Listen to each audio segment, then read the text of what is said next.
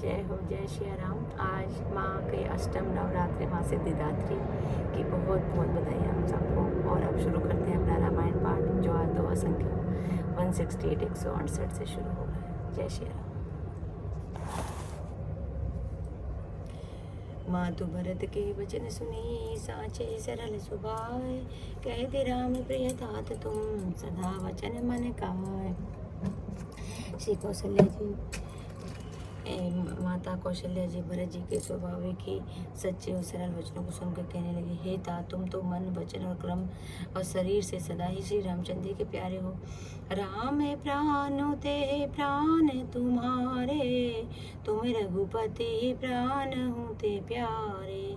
विदु विशुच वैष्णव वही मुआगी, होई बारी चरी बारी विरागी। श्री राम तुम्हारे चरणों प्राणों से भी बढ़कर प्राण प्रिय हैं, और तुम भी श्री रघुनाथ जी को प्राणों से भी अधिक प्यारे हो। चंद्रमा चाहे विष चुआने लगे और पाला आग बरसाने लगे, जलचर जीव जल से विरक्त हो जाए, वही ज्ञान बरु मिटे न मोह, तुम राम ही प्रतिकूल न हो। मत तुम्हारे जो जग कहे, सो सबने हो सुख सुगति न लहे। और ज्ञान हो जाने पर भी चाहे मोह न मिटे, पर तुम श्री रामचंद्र जी के प्रतिकूल कभी नहीं हो सकते। इसमें तुम्हारी सम्मति है। जगत में जो कोई ऐसा कहते हैं, वे स्वप्न में भी सुख और शुभ गति को नहीं पाएंगे। अस कही मातु भरत हिय लाए, धन पयस नहीं नयन जल छाए। करते विलाप बहुत ही भांति, बैठे ही बीती गई सब राती। ऐसा कहकर माता कौशल्या ने भरत जी को हृदय से लगा लिया। उनके स्तनों से दूध बहने लगा और नेत्रों से प्रेम आंसुओं का जल छा गया। इस प्रकार बहुत विलाप करते हुए ही सारी रात बैठे बैठे ही बीत गई।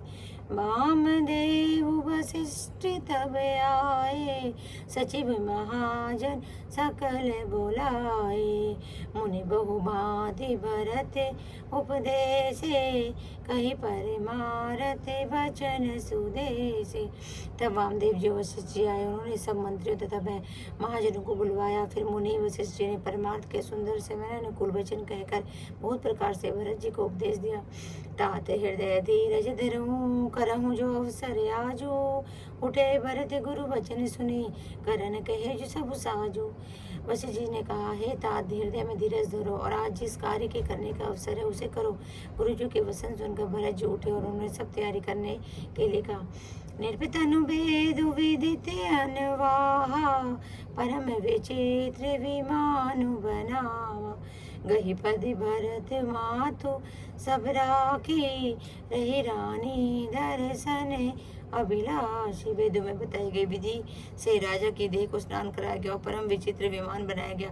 भरत जी ने सब माताओं को चरण पकड़ कर रखा, अर्थात प्रार्थना करके उनको सती होने से रोक लिया। वे रानियां भी श्री राम के दर्शन की अभिलाषा से रह गई।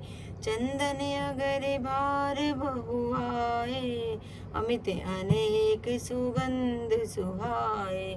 सरजू तीरे रची चिता बनाई, जन सुरपुर सो पान सुहाय। चंदन और अगर के तथा और भी अनेकों प्रकार के अपार कपूर, गूगल के सराधी सुगंध के बोझ से आए।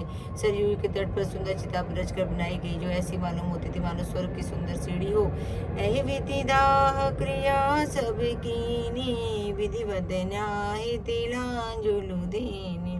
सोधि सुमृति सब वेद पुराना, कीने भरत दस गाते विधाना। सब प्रकार दाह क्रिया की गई और सबने विधि पूर्वक स्नान करे। तिलांजलि जी फिर वेद स्मृति और पुराण सबका मन निश्चय करके उसके अनुसार भरत जी ने पिता का 10 गात्र विधान 10 दिनों के लिए कृत्य किया। जय जस मुनिवर आय सुदीना, तह तस सहस भांति सबु कीना।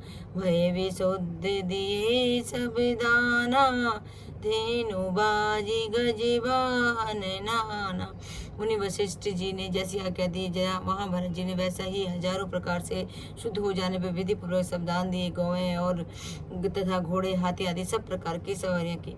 सिंहासन भूषण बसन अनधरनी धन धाम, दिए भरत लही भूमि सुर, भेपूरी बन काम। जय श्री राम, जय श्री राम, जय श्री राम। आज की कथा यही संपन्न। जय श्री राम।